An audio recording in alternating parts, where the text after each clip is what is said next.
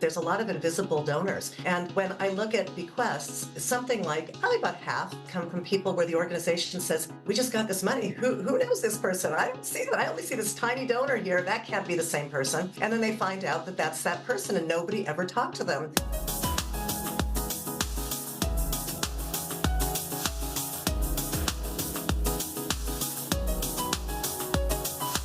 I'm Rich Frazier. And I'm Russ Fanoff. Welcome to the Nonprofit Fundraising Exchange, a podcast from IPM Advancement. We believe strong nonprofits can change the world, and our goal with each episode is to bring you insightful conversations with thought leaders from the nonprofit sector. Let's dive in.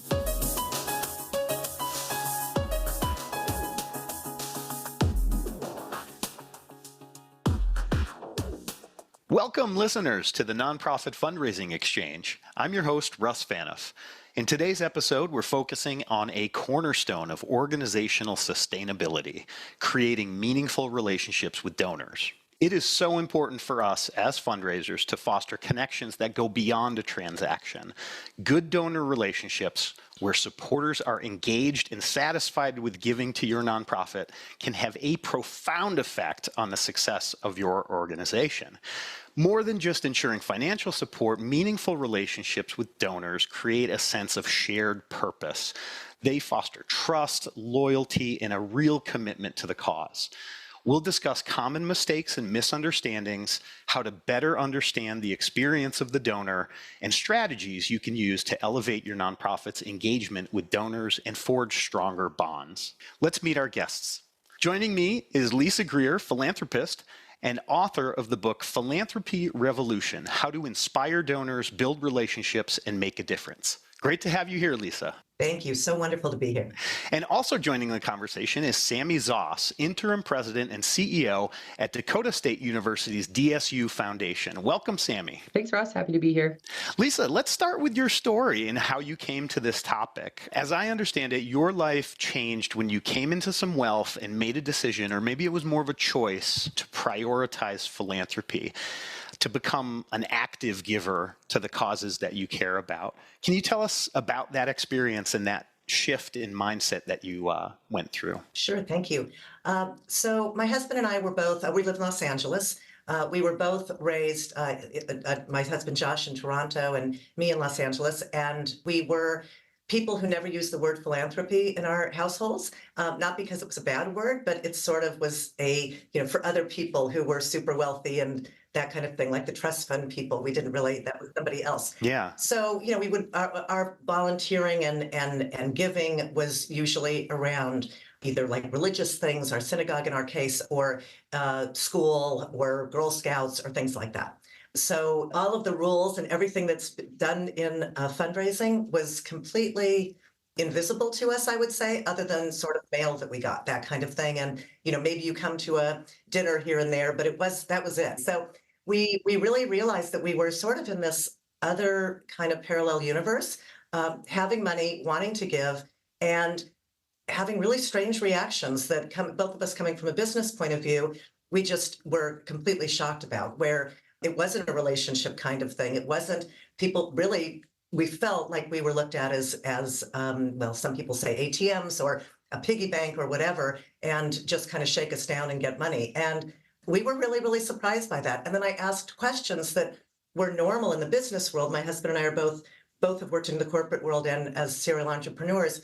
And I'd say a normal question like, tell me about your funding, or tell me about your budget, or who's your competition? Mm-hmm. And they looked at me like I was crazy, like you can't ask those questions. And I thought, I don't understand. Why can't I ask those questions? So we had these very strange meetings. And I think people who met with me in the early days probably thought I was also an alien in some way. So, but instead of kind of running away and saying, I'll just leave it all to my cat, or in my case, my two dogs, I said, I really want this to work. I mean, I know there's organizations all over. I had volunteered with some, whatever, dog rescue and that kind of thing. And I actually was very curious why it was done the way it was done. And I still have some of that curiosity, but I've learned since then where a lot of this comes from, and was astonished to find out that many of the rules and the standards that are done in fundraising were actually created about 100 years ago. And then I thought, ooh, cool. I found an industry that really hasn't changed much in 100 years. Let's go see what we can do. Can you give us a quick example of an interaction that shocked you early on? So my husband and I we were really ignored. The first major gift we gave was, well, there were two at the same time, but one of them was about $2 million to endow a chair. I didn't know what endow or chair meant before that, but I learned. And it took the medical center that my husband had been treated at for years. It took them 7 months to accept our money because they didn't believe we had it and we weren't on any of the lists. And they thought we couldn't possibly be real donors. Even though it was public information, they still didn't believe it because we weren't on that, I call it the list of sort of the regular donors who've always given. And so we would talk, and then I would say, okay, we're ready to do that. And they'd say, here's some choices. I'd say, okay, we want to go this direction. And then, radio silence. And so I'd have to make a bunch of calls, and then it would happen again, and it would happen again. And then finally, it all worked out. And the good news is that it ended up being a really great investment with that medical center. And as I write in my book, Philanthropy Revolution, the head of that advancement at the medical center actually made our story part of their onboarding for all of their new fundraisers so that that wouldn't happen to other people. So I figured that it was a big success. Wow. Yeah. Wow. That's really interesting. So regarding the book and the title of it, Philanthropy Revolution, what is the revolution that you're calling for, and why do you think it's necessary? Well, as I looked into numbers, because I'm a numbers person, and I realized that people were starting to, there were trends that looked like people were starting to give less, dollar-wise and numbers of donors, and that younger people were being turned off. It was pretty clear that it was slowing down, but there were numbers that we've seen for, I'm sure, over a decade, like the number of people who are first-time donors who donate the next year. It's something around 18 to 20%, something like that, which is clearly not sustainable. If I got that as a project in a business school thing, everybody would kind of laugh and say, well, clearly they have to do something. But it didn't look like people were doing anything about it. It looked like they just kept doing the same thing. And also, I was kind of surprised people weren't as alarmed by that. But the biggest part of it is that I realized that a lot of big institutions were run in this sort of arcane way. And they also, in many, many cases, well, I looked at the names of the people who are on the boards, and I realized a lot of them were the same people over and over again. Yeah. And with no disrespect, they were typically older white people, men, usually. Occasionally you'd see a woman. And they were, and like I said, I didn't realize they were the same people from organization to organization. Then I looked at those nonprofits and said, okay, who do they fund? And I would find that they funded several other kind of mid-level organizations who then regranted to other smaller organizations. And we had this situation where this person that we know passed away, who was a very, very big donor in our city. And he was in his 90s and a great guy. And he had a wonderful life, and everybody knew who was going to take over after him and all that. And my husband had lunch with one of the heads of one of the big organizations in town a day or two after he passed away. And the guy said to him, well, we're really, really upset because he represented 60% of our revenue. Wow. Back to the business thing, I thought, what? Right. That's not ethical. You can't do that. What are you talking about? And then someone said, well, maybe he's overstating it. I thought, okay, even if he's overstating it by double, it's still one person for 30% who's 90-something years old. So then I looked at the ages of these people at all these organizations, and I realized they were all in their 80s and 90s. Yeah. And I thought, oh my gosh, if two of those people go, then all of a sudden, all these organizations they fund are going to go out of business overnight, and they won't even know what hit them. Yeah. And that's when I said, there needs to be wholesale change in this industry. And I'm in a position where I can spend time on it. So that's what I'm going to do. Excellent. Sami, can you tell us about your background and what the foundation does, and then describe your take on philanthropy in your position, and maybe relate to some of the changes that Lisa's talking about? Yeah, absolutely. Lisa and I can certainly go off talking about how this industry needs to change together. So happy to do that. I bet you'll have to cut us off at some point, to be honest. So I, here in small town South Dakota, serve the Madison community in an interim leadership role for Dakota State University Foundation. And our job is really to promote the vision and opportunities of the students and the university. So what an awesome purpose statement to have, and what an awesome purpose to fulfill. And so what we do here is mainly your typical scholarship fundraising facilities. We're a little bit more I would say premature in some of that endowed chairship opportunity, things like that. Those don't exist here just yet at Dakota State University. We're one of 6 Regental institutions in the state. So there's quite a bit, for a state that has less than 1 million people, there's quite a bit of love to go around as far as the education field goes. But we're certainly, we're at the forefront of some ambitious endeavors. We launched our first comprehensive capital campaign called the Trojans Unite campaign, and it's got an ambitious $250 million goal.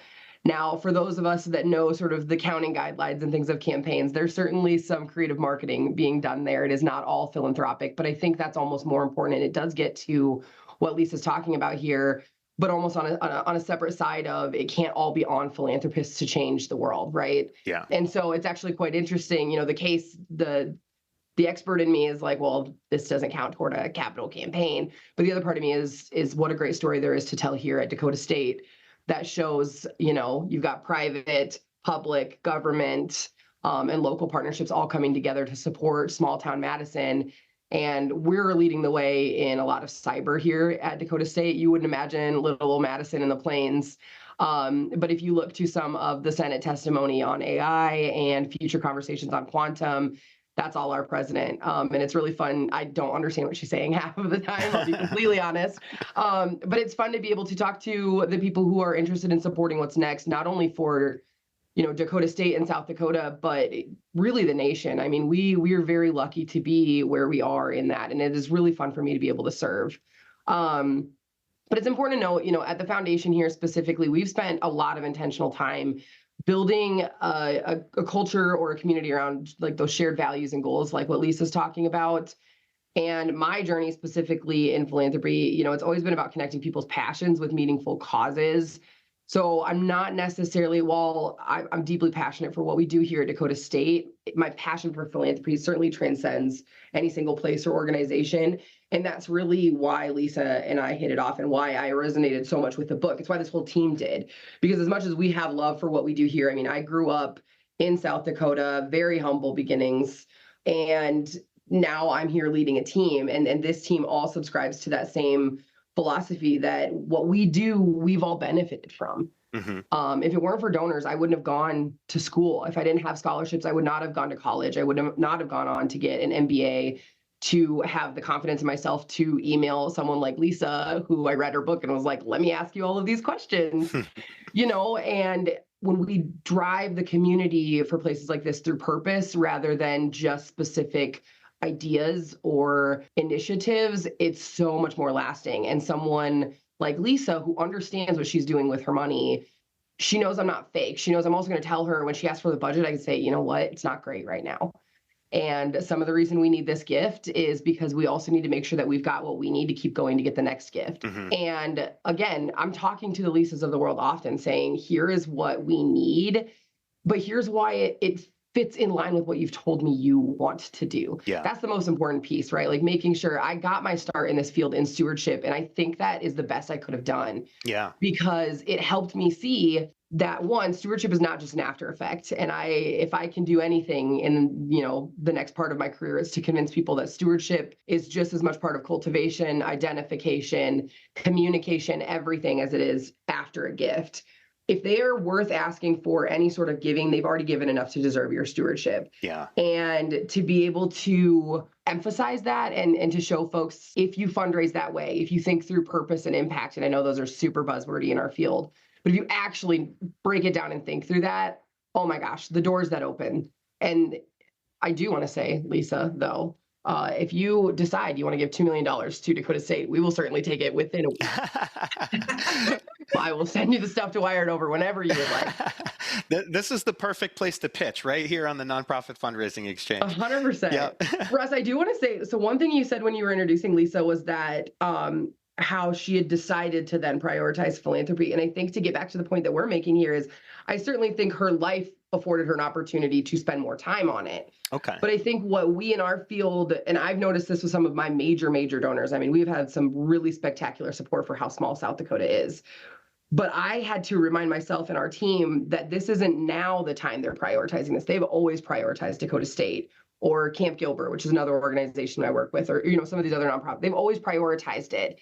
Now they have the means to make a monumental impact. So now Lisa has to spend that time on what my words have a lot more weight. My actions and my dollars have a lot more weight, not just because they're larger, but because my influence is wider. So how do I help in that way? And I think if we can take that and talk to Lisa more about how her influence, not just her dollars, can do more for us, she's going to want to give us the money. Lisa's at a point where if I convince Lisa that I need her influence and here's how I think she can help perpetuate our cause, it's not going to be hard to then say, okay, here's the costs we're looking at over the next year. Like, not only can I ask you for help, but then how do we get more? Yeah. So I apologize. That was a bit longer than you probably wanted there, Russ, but I wrote that down immediately. Great. And I was like, no. If you know anything about Lisa, she has been prioritizing philanthropy her entire life. She's just now in a position that she can help others see how to do it better.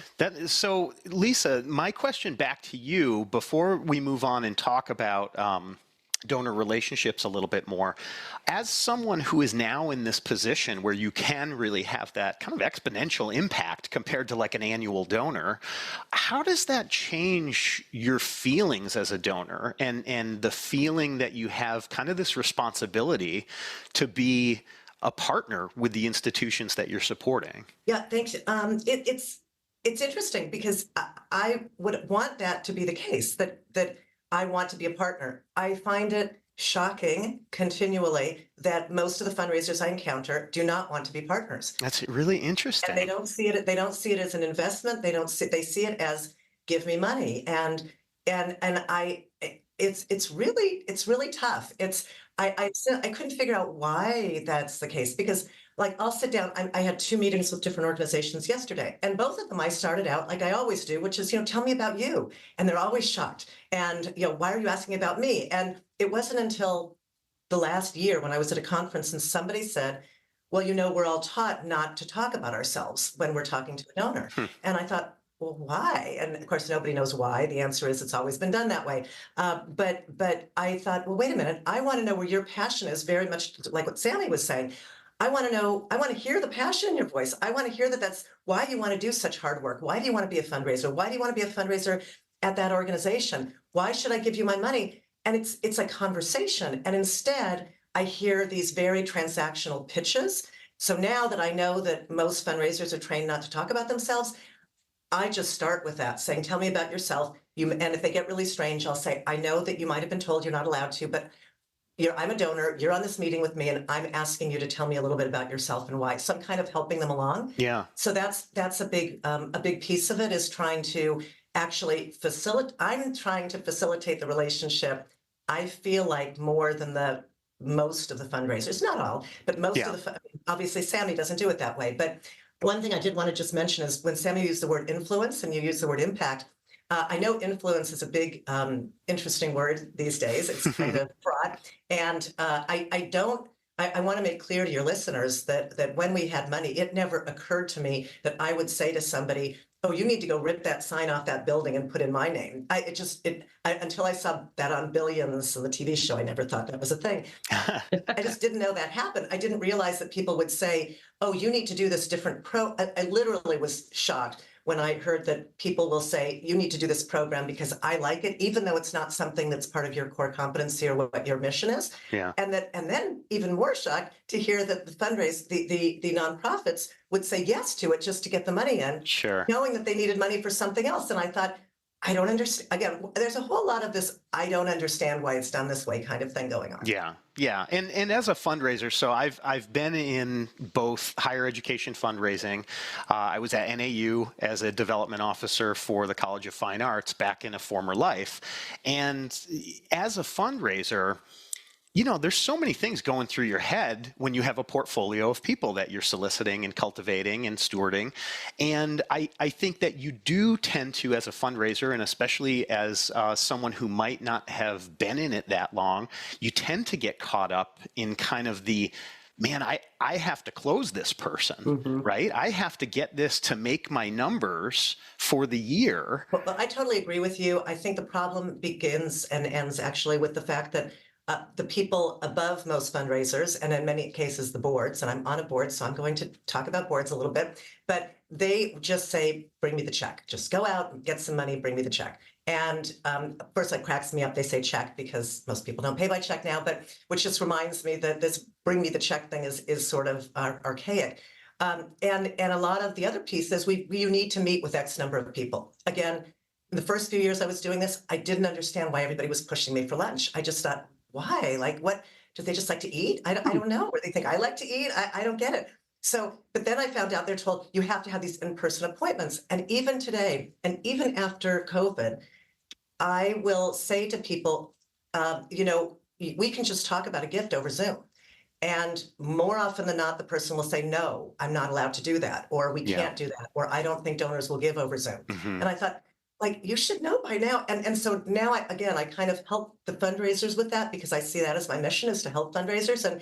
And so I'll even offer to them, you know what, they'll say, so when can we have lunch? Or when can we meet again? And I'll say, you know what, let's just do a Zoom call. And I just want to let you know that I give money over Zoom to people. They're, oh, really? But then I worry that they go back to their office or whoever they report to who's saying, that's not enough. You have to be in person. You have to sit down with them. And that is completely ignoring that relationship thing because I would prefer to do it over Zoom and I would prefer to, it makes absolutely no difference. In fact, I'm less likely to give if I'm sitting with somebody at lunch because I can't get away and I, kind of resent that and I want to do other things and I have to, get dressed. So, so it's an interesting kind of thing that happens, but I wish and I hope and I'm on a mission to try and create that relationship thing that you just talked about, where you go into that first meeting and it's about also, I come from sales way back when, and also qualifying the person. And it's not enough to say, oh, they have money. They gave once before to somebody else. Therefore, go get the money from them. Right. And that doesn't tell you the whole story. Like, you don't know why did they give money in the first place? One of my favorite ones is when you go to an event because a friend's being honored. You know nothing about the organization. You hear a little bit about it at the thing. You're just doing it to help your friend. You're then on a mailing list. They then solicit you and say, oh, well, we heard that we saw in our prospect research stuff that you gave X amount to XYZ, so you should give it to us. And it would be so much better if the fundraiser said to that donor, hey, we just want to follow up and see, how did you like the event? What brought you to the event? Was there anything about it that resonated with you or not? And that's that relationship piece. And if the person says, no, really, that's not my thing that I'm into, and then the fundraiser could say, well, tell me what you are into. Maybe I have some friends in the fundraiser world that might have something that might be great for you. Because the fundraiser is in this wonderful position to be able to facilitate letting that donor, kind of have the experiences with these organizations that they want to have that feel really good. The influence one I wanted to talk to you about, though, was just, I think the influence is influence for good. I think there's influence for good and there's disruptive influence. I don't think that bad disruptive influence is a good thing. And I am a big proponent with saying to people, if you have one donor and you're afraid of changing your gala because you have it for XYZ donor, even though it never makes money and you spend all these resources on it, but oh no, we can't do it because of that donor, I guarantee you we can find you 5 new donors. And you just have to walk away and say no if they're asking you to do something that doesn't fit, because it's not fair to other donors like me, and it's not fair to the organization. Yeah. And it's hard for fundraisers to say no. Absolutely. It just is, especially when you get into 6- and 7-figure gifts. Right. Oh, 100%. Yeah. Russ, if I could, there was 2 things Lisa said that I'll be quick, I promise. But as an administrator, now in this role, so I know I'm interim, but I'm also the chief operating officer here. So been in the administration side for a little bit. And I've never been your frontline fundraiser, though I spend a lot of my time studying that strategy and looking at how to humanize that strategy, right? Because it is still, there has to be strategy. We are still a business, even if we are a not-for-profit business. But what's interesting is, and I find myself more and more blessed to consider the situation that I am in, because we've built a culture where that is the norm, right? We say, if you're closing gifts in 6 months that we think should take 18, you probably A, didn't get enough, and B, didn't get what they want to fundraise, or what they want to impact. Yeah. So if I know I need scholarships and I go to Lisa and in 6 months I close an awesome gift for scholarships, but I find out that she gave, double the gift for something that we also have at Dakota State. It just wasn't scholarship. I went in with a tunnel vision that I didn't need to have. Yeah. We prioritize. And so Lisa, to your point about, I don't know why there is a requirement for meetings. It is more about touch points with the donors, because we emphasize you should have a plethora of touch points with your donors before you're closing gifts. Yes. Because you should know, by the time I see what you're expecting to ask for, you should have a very clear understanding of if they will say yes or not, because you really shouldn't be asking unless you're pretty confident. And if it is something they will support. The last thing, Lisa, I think you've got some ideas for your next Revolution book, because what you're talking about is talent management and incentives and how we change it from that top level, right? And take what we're talking about here, because those poor fundraisers, like Russ is saying, you're just trying to do what you're being asked to do and not get in trouble.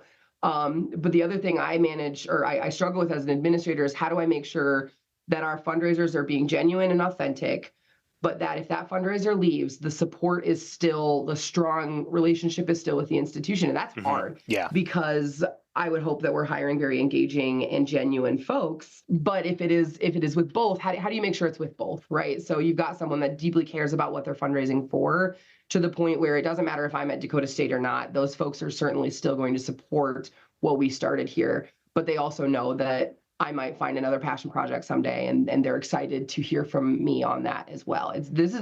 You're the first donor that's told me that piece that's been very unique to me, and trying to figure out how I would incentivize this team to work in that way that is dual relationship building instead of just to the university, right? Instead of, it shouldn't matter who's sitting here asking you for money, it should be both. So very interesting insight, and I think we got your topic for your next book. Thank you.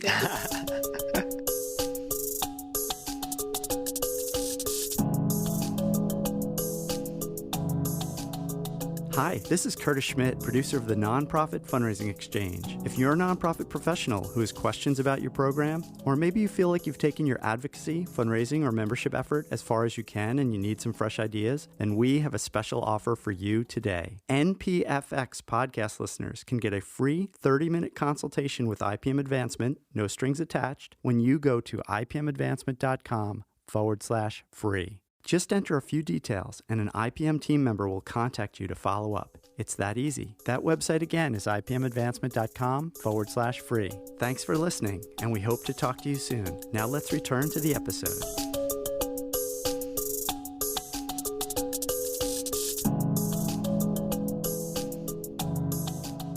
So I think one of the things that I'm hearing from both of you is, really, Lisa, in terms of some of the things that you said, number one, capacity that you might discern from wealth screening does not equal propensity or engagement or affinity, really. Right. Just because someone has money doesn't mean that they're a good match for your program and your organization. Yeah. And on the flip side, or I guess connected to that, is also the fact that you really have to go in and just be human about this and respect the other person and understand that, they want to have a relationship. This is not about a transaction for the vast majority of people. Maybe there are some people who prefer a transactional situation, but for the vast majority of people who really have their heart in a cause, I think they do want to have some kind of relationship and some kind of meaningful relationship. Which is why it breaks my heart when I want to give the same amount of money every year, because one of those rules I didn't know when I started was that we're actually subscribing, I guess, because we're expected to give money each year. It didn't occur to me that no one asked that. No one said that at the beginning. So I've noticed over time that if I give the same amount, I am thanked less and sometimes not, because they're very disappointed that I didn't give them more money. And I think that's really sad. Yeah, that's really interesting you say that. And combining that with some of the things that Sami said about the fundraisers that she manages, when fundraisers have to approach a portfolio, they're also dealing with some structural things that make it kind of like having to check off boxes in a process, right? And, when you go to set up a meeting with someone and they request Zoom instead of a personal meeting, a face-to-face, a lunch or something like that, if that's not in your CRM Truly. And it's not something that's valued in your structure, then the whole department or the whole team might be like, well, it's just not as valuable. And so there are some structural issues and some kind of old-fashioned thinking that I think is ingrained in a fundraising program just because of some of the tools that we use and that we've used for a long time. And to be honest, when you look at a large company like Blackbaud that has really dominated the database scene for nonprofits for probably going on 30 plus years now, they kind of decide what that structure is going to look like for moves management on the back end. And so it's very interesting. I'd love for you to sit down with them. Yeah, some of the different tech companies I have been talking to, and and I would love to do more of that, because there's some very basic pieces to it. Like, I would like every nonprofit to ask me and everybody else they work with how they want to be communicated with. Yeah. Do they want to be communicated with through text, email, whatever it is? And then I was telling one of my clients that the other day, and she said, our software doesn't let us do that. There's not a field for those things. And I thought, well, then you have to find a field. She goes, but then we have to spend this money, and we don't know if the company can facilitate that. So it's that, again, blows my mind, but at the same time shows that exactly what you're saying, that this stuff needs to be changed, and that it's and I feel for fundraisers who I do think a lot of fundraisers completely understand what I'm saying, but they're afraid to talk about it because they're reporting to somebody who says, no, you do it this way within this box. Well, that's a great segue into talking about what we wish nonprofits understood better. So, Lisa, you shared that you've had some bad experiences being solicited by some nonprofits, and you've also done research into what other donors have experienced. So what do you wish nonprofits better understood about their donors and prospects? There's a couple of two or three very important pieces. Number one, and you know what I'm going to say, Sami, is that donors are human beings. We are not aliens. We're not from another planet.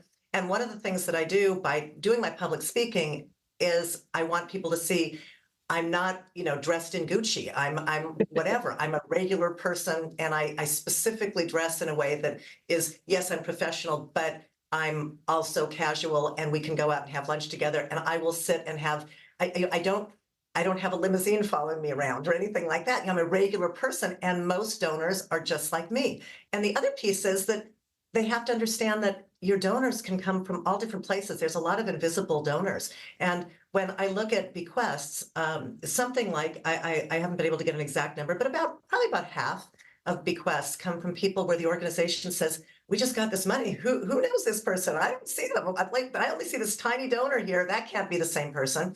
And then they find out that that's that person, and nobody ever talked to them in a way that was respectful of, maybe that person did have a lot of money. And in this case, they did, right? But nobody knew. And so they were treated as a lower donor and put into a little box. And so I think that people need to realize it's almost like saying, what is it? There's gold in the mountains. So that was my North Dakota reference. Did you like that, Sam? But really that there's gold in those databases. And it's not about going and finding the next Mackenzie Scott. It would be nice if she calls you too, but you've got all these people who it will make their day to be able to give and to be able to actually talk to you and have a real conversation.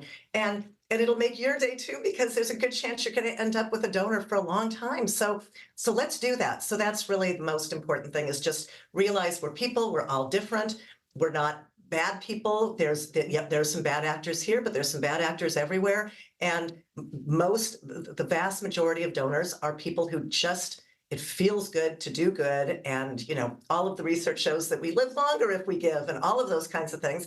So let us give in a way that doesn't feel like we're being put into a box, or that we're being treated or pandered to in some strange way. Yeah, and giving is such a joyful thing at the core of it. And why diminish that in any way for anybody who's involved with it? I mean, that process of giving, even as a fundraiser, when you're just connected to that process of giving, it's a very joyful and happy thing, because that, you're spending time making your community or your cause or your beneficiaries better. Yeah, which is one of the reasons why I suggest in my very long list of things that I think fundraisers should do differently, is that let us know when something wonderful happens, that the money that we spent turned into something wonderful.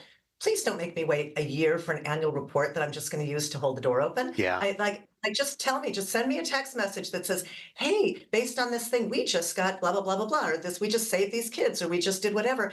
And that just doesn't happen enough. Right. That happens more at people at all levels. That's a type of stewardship that is not done enough, and I think should be done a lot more. The other piece I wanted to just mention is that everybody's a donor. And I have never met anyone who wasn't a donor. You could have nothing and you gave somebody a coat. I mean, everybody's a donor. So if you start looking at yourself as a donor, then you won't say, oh, how do you think this will look to a donor if I'm writing an email? And you say, well, how does it look to you? And half the time I'll do that with somebody and they'll say, well, would you open that email? No, I wouldn't open that email. Well, then why do you think the donor will open that email? So they're humans also. So I think that's another piece they need to think about. Absolutely. Sami, as a fundraiser, how does some of this resonate with you? Yeah, like I said, I get the fun part because I came in under stewardship. So it's always been about impact. And to give you, I've got one fun story to talk about how stewardship, I didn't even realize how important stewardship was to me until I even got into this field. So when I was at my university, I not only, got scholarships to go, but then we did a faculty-led program over New Year's in Ireland.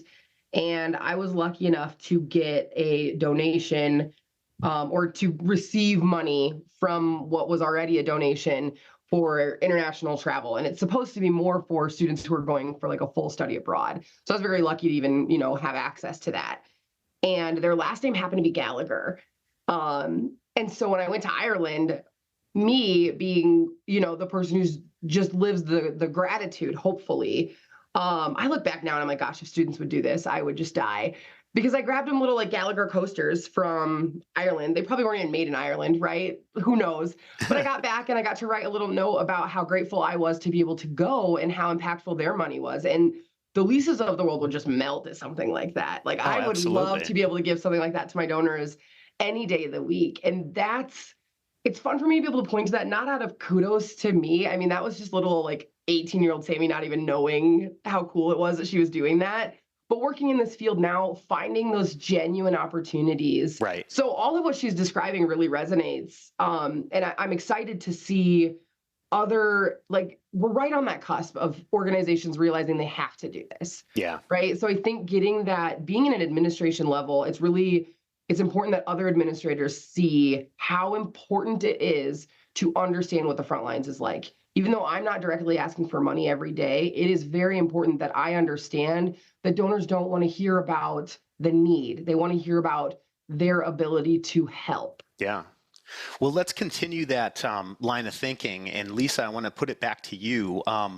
What advice would you have for fundraisers for basically what they can do to better understand their donors and create those really meaningful, authentic relationships? Yeah, I think about relationships of any kind. If you can think of, if you are going to meet someone at a bar, I use this a lot, and you're going to whatever, you're looking for a date, and you meet somebody at a bar, and you say, oh my God, that looks so great. Oh my God, where'd you get that shirt? Oh my God. After a few of those, you would say, just go away. I don't want to talk to you. And and the person, or if you have a date and the person just talks about themselves the whole time, and then you don't, and then you don't even get a word in edgewise, that's not a helpful relationship for both sides either. So, right. So it's just think of it as a regular interaction, regular relationship. I want to get to know you. You want to get to know me. Let's see if there's some sort of a balance here, and let's figure out where we meet and how can something work out. And whether that's a donation or a long-term relationship, long-term personal relationship, or a long-term relationship with an institution, it's still a relationship. You can't have a relationship if one person is not treating the other person like a human being, like they would want to be treated. I mean, that's just like going back to basics, right? Right. So you can't have having this assumption that because somebody has a different amount of money than you, whether it's less or it's more, they need to be treated in a way that reflects your interpretation of people with that much or that little money. That's just not right. And it's not, it's especially now when we're in an area where with tech over the last several decades, whatever, people make money. There's somebody becoming a millionaire or a gazillionaire every day. Yeah. And so when people say to me, the other thing that happens is this happens with age. people are like, oh no, I can't talk to a 30-year-old because what are they going to do? They don't have any money. Well, you know what? There's lots of 30-year-olds who are millionaires, lots and lots, like about 1 million. And so then when you say, well, we can't have a donor on our board, have a 30-year-old on our board because they don't have any money, that's just not true. That's your problem that you think that. And yes, is that also the problem of the people you report to? Maybe. But we need to figure out some sort of way of getting past that and saying, you know what, this idea of long-term relationships, this idea of knowing various people and not just doing the same thing that we did before, which is, looking at wealth screening and saying, okay, I'm going to go get that money. That is just, it doesn't make sense. And the people who are saying you need to keep doing that, they wouldn't want that done to them either. So we just need to realize that there's not this other kind of person called a donor, which is this other animal that works in a way that we're not familiar with. And so, like I said, that's why I'm doing what I'm doing. Yeah. Sami, what do you see with your colleagues at the foundation, and how do those folks who are going out on behalf of Dakota State having those conversations in an effective way and considering the donor perspective? Yeah, what we're seeing is donors want to know, this is notorious in higher education specifically. Donors want to, like, a phrase we'll use, and forgive me if I'm not allowed to say it, but they'll say cut the BS, right? Like, what is actually happening? Mm-hmm. What are actual needs and what is being sold to me as a need? Because I can tell you right now, I can fundraise for lots of things at Dakota State. Our students need scholarships. Bar none, that is the absolute top priority need. And that's not a hard story to show to folks, right? That is an easy thing to explain to donors, the impact that can have and why it should be a priority, and how, even if you can't give, which I think is key, we always make sure that there's if this isn't your priority or your ability right now, what do you think we can do still, right? So do you know XYZ people who, like Sami Zoss, didn't make it to college if they didn't have the scholarships? Or are there unique ways we can work with corporations to create new programs that their ability to give is much higher because they've got larger budgets? Of course they do. Those sorts of things, allowing those fundraisers the freedom to come back with creatives is such an important piece. And that's something that no matter which organization I've been at, you can tell which fundraisers are successful not by their metrics. Their metrics follow their ability to be creative. But I will add the caveat. You can't just promise the sun and the moon. We all know those fundraisers. And Lisa, you might not know them from our perspective, but I know those fundraisers that come back and say, hey, I got the $1 million, but we basically sold this entire place as well to get it there. But I think it's just allowing for that creativity, and Lisa gets to it. This is an archaic industry, but if you're willing to be creative, you're willing to be wrong, and you're willing to, like, tell people you were wrong. Yeah. Gosh, it's cool what you can do. Yeah. And I will say, Lisa, we had, to your point about ages, our youngest donor, we had our youngest major gift donor ever. And major gift for us is the ability to give $25,000 within a 5-year time frame. So you could sign a 5-year pledge for $5,000 over 5 years. I think he's 25, 26. Yay. Wow, good for you. I mean, how cool, right? And a lot of that is owed to the type of focus Dakota State has right now with cyber and AI, but he was very proud of that. And we immediately said, you're an influencer in this area. Do you want to be on our, he's on our board of trustees. He helps with our alumni community. He also serves as, like, our goofy co-host for our Giving Day and puts on these, like, crazy tracksuits and puts DSU Rise Up in some weird chain thing. He plays into that age and what he is. And that, if you can do that, right, instead of being like, well, you need to act older. Right.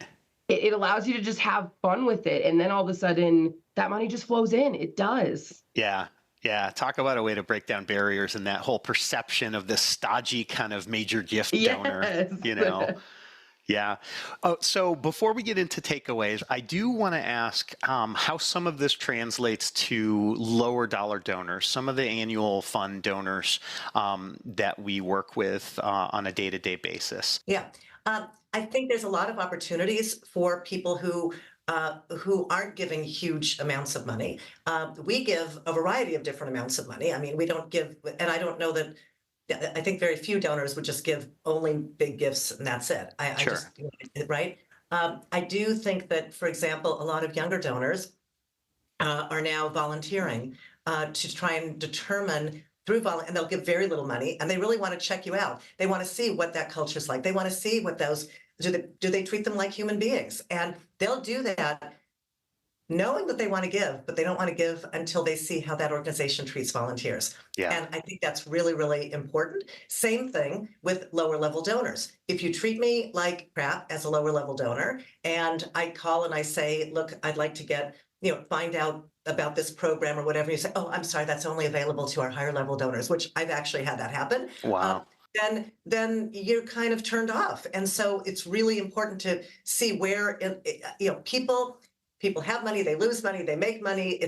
People grow into money. You never know. And we're at a really important time right now because of the great wealth transfer. Yeah. And now we have people, the number has been that about 60% of donors, of major donors, are first generation wealthy. Wow. There's trillions of dollars that is going to a whole lot of people right now. Plus those people have earning power. And if you don't treat them well, it's not like you want to treat them well in case they have money. You should just treat everybody well, because guaranteed there are people in that batch who will have money and who will want to support you in one way or another. Or they could go work for a corporation that's going to be able to give you a big grant, or they know somebody else, they're friends, they're a wealth manager for a company wealthy person that they can then say, hey, I am so excited, I just talked to these people. But I think that's really what is the most important thing here, is to, again, look at everybody like a human being, not look at them as a dollar sign, and realize that, you might have people who were major donors 20 years ago. And I had this happen at one of the groups that I was volunteering for, that I was on the board for. And everybody treated this one guy like he had tons of money, and he hadn't been giving for like 10 years because he was older and he had his money, and who knows, whatever reason, but he didn't have money and he didn't give that kind of money anymore. But everybody treated him like he was the most important donor. And then there were people on the other side who were kind of coming up, and because of their age or because of what they looked like, or because it was a woman, God forbid, or whatever it is, they were treated differently. And that is like shooting yourself in the foot. And we need to stop doing that. So, Sami, knowing some of the resource limitations that an organization has, let me get your perspective on that too. I will say the ever-present theme has to just be respect and gratitude, though. Mm-hmm. And there are ways to demonstrate that impact that makes you feel as if you gave $1 million, right? So giving days are huge in all of nonprofit, but particularly in education, and they've become a bit of a mix of, is it just marketing, or are you actually raising those dollars that day, and some of that stuff. And in a way to demonstrate the impact you can have on days like that is all about your quote lower level donors. That's what Dave Giving is supposed to be about, is coming together as a community, celebrating the organization, and helping raise more funds. And one of the things that we strive to do, and I learned, I did this at Miami, they led they get all the credit for that, but we replicated it here at Dakota State, is every single person that gives on a day of giving gets a personalized video from someone within that designation. Wow. And I will say, everyone who gives to Dakota State gets a video from a student, no matter what it is. But it's fun to be able to take that just one step up on Giving Day and say, not only are you getting that personalized video, but it's going to say, hey, Lisa, thank you so much for your gift to the basketball, the women's basketball team. I'm the center guard, whatever basketball. That's the worst example to use because I don't know basketball terms. But I'm the one that scores all the points and kills it for the basketball team. And I'm so grateful that you would support me and my teammates. And like, what an easy thing for us to do. And yes, that requires some resourcing as far as, do you have a software that can do that? But if you're determined, there's a lot of ways to do things like that. I mean, even handwritten letters, as much as those, everyone wants to emphasize that those are sort of your bread and butter. They're not anymore. I mean, those can start to feel less genuine as well.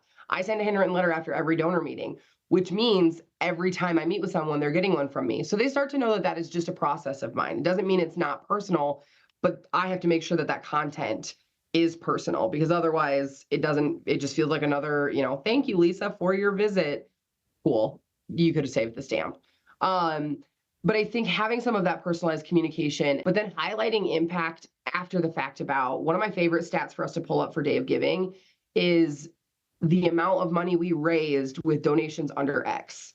So I think one of them, I'm just going to throw numbers out there. I have no idea. But if we were to look at what we raised, so for our year-end giving appeal, one of the things we pulled out was everyone who gave under $100 and under last year raised us a total of $200,000 in support of Dakota State.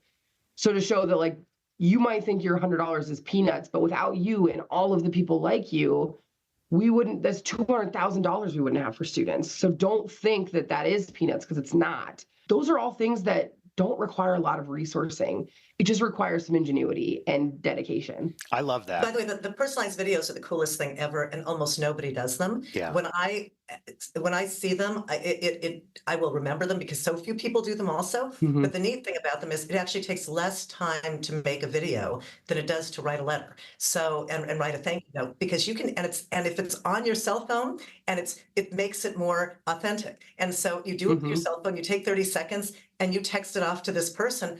Oh my God, it's like the most incredible thing. And I love the piece about the basketball player. I think that's incredibly cool. I've never seen anything like that, and I think it's great. Well, I will let you know when our giving day is, Lisa, and you can tell me what you think. Just to get the basketball player video. Well, I love it. And I'm coming away from this conversation with this idea that I think every fundraiser and every administrator who leads a fundraising team should start in stewardship. Yes. I mean, I'm on Team Sami for this one. I just think that's a great way to get into this industry, and not a lot of people do that. Not a lot of people focus on it. Stewardship for a lot of organizations tends to be the kind of last thing on the menu, unfortunately.